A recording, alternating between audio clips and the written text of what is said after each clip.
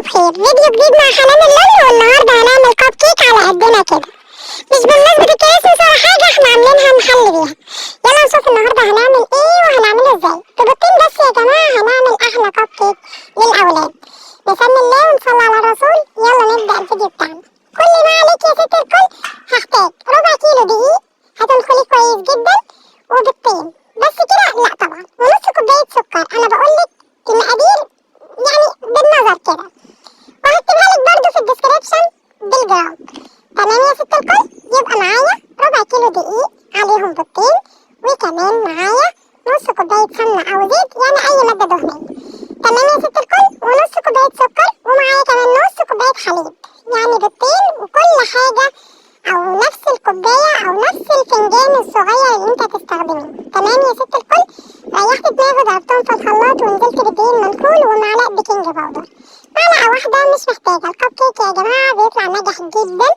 هنا كان عندي محسن جل، فضفت عليه معلقة صغنونة جدا. تمام يا ست الكل. طبعا انت لو مش عندك عادي خالص، انا كان عشان بستخدمه على طول في الطرق فكان موجود عندي، فحبيت ان انا استخدمه علشان لما بيطول بيفسد منك او مش بيتفاعل، فانا حبيت ان انا استخدمه في الوصفة لانه بقاله زي شهر كده عندي، فلازم ان انا استهلكه يعني.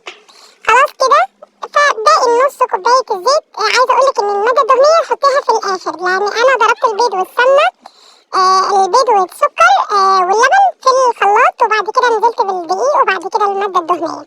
تمام يا ست الكل. وعايزة اقولك المحسنات، اي محسنات عندك حاولي ان انت تضيفيها في الاخر علشان ما تتفعلش منك بسرعة، وكمان ما تنفش منك قليل في الفرن. تمام. هنا رحت اسمى العجينة اللي انا جهزتها علشان حبيت ان انا الونها، كان عندي الوان غذائية فحبيت ان انا استخدمها في الوصفة دي. خلاص بقى عندي لون فوشيا، وكمان لون احمر، ومش عارفة ايه اللي انا عملته بايدي ده، بس تمام زي الفل. هنا ده اللون الفوشيا. وكمان هستخدم الشوكولا اللي هو الكاكاو، كان عندي كاكاو فرنساوي فحبيت ان انا استخدمه برضو في الوصفة دي. كل ما عليك هتضيفي معلقة كاكاو ومعلقة واحدة زيت او اي مادة دهنية علشان يعادل القوام يا ست الكل. واخلي طبعا جزئية للفانيليا، يبقى كده هيبقى معايا 4 الوان، الفانيليا والكاكاو اللي هو الشوكولا، وكمان اللون الاحمر واللون البينك او الفوشيا. تمام يا ست الكل. ومعايا بقى يا ست الكل صارفين بقى ومكلفين، وجبت صينية الكب كيك اشتريتها ب35 جنيه وحياة ربنا. مش كده وبس، لا كمان صارفين ومكلفين وجبنا الورق بتاع الكب كيك كمان يا ست الكل اللي احنا هنحطه في الصينية. بس نصيحة مني بقى، قبل ما تستخدمي الصينية ما تدهنيهاش يا ست الكل، طالما انت عندك الورق اللي هو ورق الزبدة اصلا، فما تستخدميها، ما تدهنيهاش. فهقولك هتعملي ايه. انا حطيت حبة رز كده في القاع بتاع الصينية بتاعت الكب كيك. ليه؟ هقولك ليه لما تخرج من الفرن، لان بص هو مفيش حد بيصور خيبته، بس انا صورت لكم خيبتي وفضحت نفسي كمان انا وبصور. مش هخبي اي حاجه واكلمكم بصراحه، اقولك ان الصواني دي بتحرق من جنب وجنب، لا او بتحرق من الجنب اللي بيبقى قريب من النار شويه. هقولك ليه بقى انا حطيت حبه الرز دول او اي نوع بقوليات موجود عندك.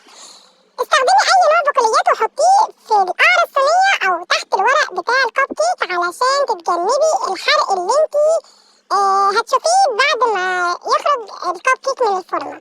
الصواني دي يا جماعة بتبقى السماكة بتاعتها مش سميكة قوي، وبتبقى رقيقة شوية، غير التeflon وغير الألمونيوم وغير الجرانيت والأنواع التانية كتير.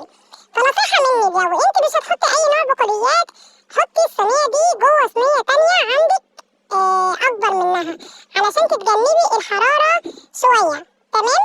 ودي الكمية اللي زادت مني، فجبت كده طاجن فخار كان موجود عندي، وحبيت ان انا احطه كده طبقات.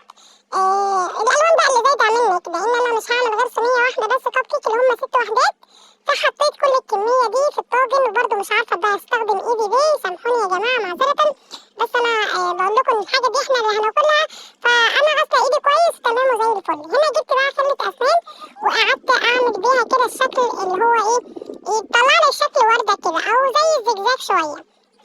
تمام يا ست الكل.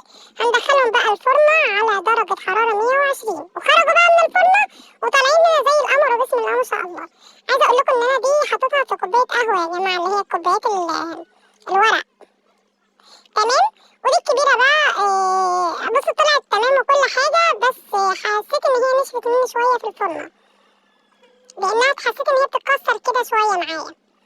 المهم ان انت توطي الفرن بتاعتك شويه، لان انا بصراحه كنت معليه الفرن لاني كنت بعمل حاجه تانية في الفرن، يعني انا كنت بشوي فيها فراخ، فكنت عايزه الفرن تبقى سخنه جامد، فاستعجلت بقى حطيت الكيكه الاول علشان المفروض كنت وطيت الفرن حبه يعني. هنا بقى عندي شويه سبرينكل وكمان حبه نجوم كده على حبه شوكولاتات، فجبت ورق الترانسفير ده كان موجود عندي بقاله فتره، لان زي ما قلت لكم ان انا بستخدمه في التورت وكده، فسيحت بقى شوكولاته وحبيت ان انا اعمل كام شكل كده منها واستخدمهم على الكب كيك. تمام يا ست الكل، اي حاجه بقى عندك استخدميها، احنا الكب كيك ده عاملاه لاولاد اخويا فاحنا اللي هناكله، يعني مش طلع اوردر ولا اي حاجه، فحبينا ان احنا نعك كده مع نفسنا حاجه بصوا تحلوا بيها. وعايزه اقول لكم ان جميله جدا، محدش يقول لي يا جماعه ان انا بحتفل بالكريسماس، لان انا لا بعتقد بالكريسماس ولا بحتفل بيه ولا اعرف شجره الكريسماس ولا اعرف اي حاجه عن الكريسماس، فمحدش بقى يقول ان انت بتحتفلي بالكريسماس اطلاقا يا جماعه. الحاجه دي بنعملها، والالوان هي جت صدفه اللون الاحمر، انا ولا ضفت اخضر ولا عملت لكم شجره كريسماس ولا جبت لكم بابا نويل، معذره لا، انا مش بحتفل بالكريسماس يا جماعه. انا ممكن بعمل الحاجه دي عشان شغلي وقناتي وان اخد مشاهدات والكلام ده كله، فانا بصوا انا جايه لكم صريحه كده وش انا مش بحتفل بكريسماس. ده كان الكب كيك بتاعي، ولو تلاحظوا ان انا اصلا مش جايبه الاستيكرات بتاعت بابا نويل ولا شجره الكريسماس، انا كل الورق اللي عندي فراشات وقلوب وكده وحبه نجوم والكلام ده. تمام، اتمنى فيديو النهارده يعجبكم، ما تنسونيش في لايك وشير وتعليق حلو لو الفيديو عجبكم، وما تنسونيش بقى في دعوه حلوه كده من قلبكم، واسيبكم في رعايه الله. هنا بقى حسيت قبل ما اسيبكم